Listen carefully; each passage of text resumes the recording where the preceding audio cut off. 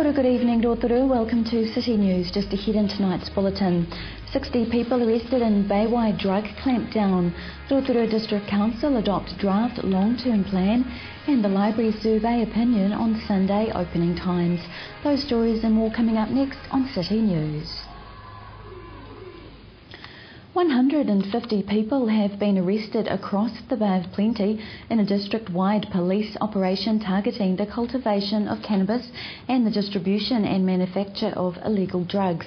The Bay of Plenty Police District Crime Manager, Detective Inspector Tim Anderson, says the operation has been in place since February and 34 people have been arrested in the Taupō police area, 32 in Western Bay of Plenty and 24 in Eastern Bay of Plenty. 60 people were arrested in Rotorua.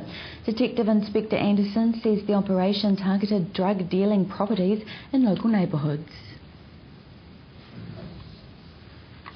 Rotorua District Council has passed the first phase of their 10-year plan by adopting the draft long-term plan at an extraordinary meeting of Council yesterday. Mayor Kevin Winters says the public now have until the 3rd of May to make submissions on the draft plan. We adopted the draft 10-year plan, so that means it goes out to the public to have a look at until the 3rd of May, and they've got they can do submissions until the 3rd of May.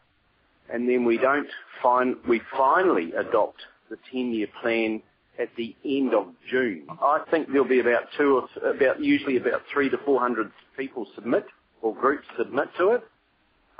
Will we make changes? It'll be based on those submissions. Nothing set in concrete until it's finally adopted at the end of June. And we talk about the draft plan with Kevin Winters in tonight's City News programme. The Rotorua Library has launched a survey to gauge public opinion on proposed library opening hours on Sundays. Opening on Sunday is an option included in the draft plan. Library Marketing Manager Sue Heke says if opening on Sunday is adopted, it would be good to know what time the public would like the library to be open. The survey gives 3 opening times: 10 a.m. to 2 p.m, 11 a.m. until 3 p.m, or 12 midday to 4 p.m. Residents can have their say by filling in the short survey at the library or website at rotorualibrary.govt.nz or on their Facebook page. The survey closes on the 30th of April. In sport tonight, last weekend's Te Arawa Games were the biggest games yet for Hapu o Te Arawa.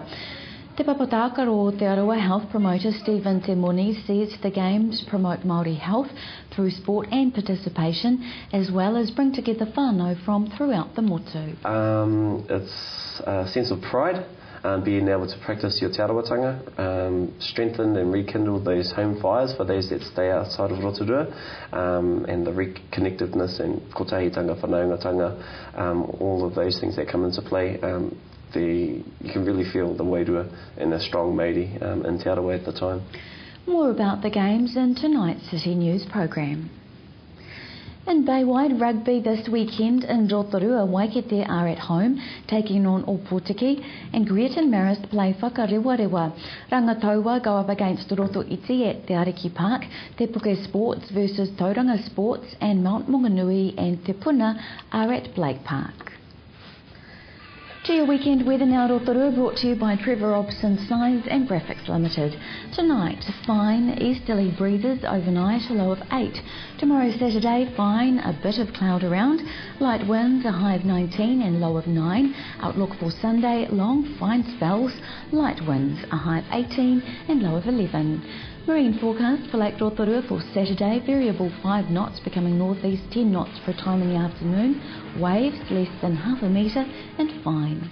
Coming up after the break, Amanda has what's on, and we recap last weekend's Te Arawa Games with Stephen Moni.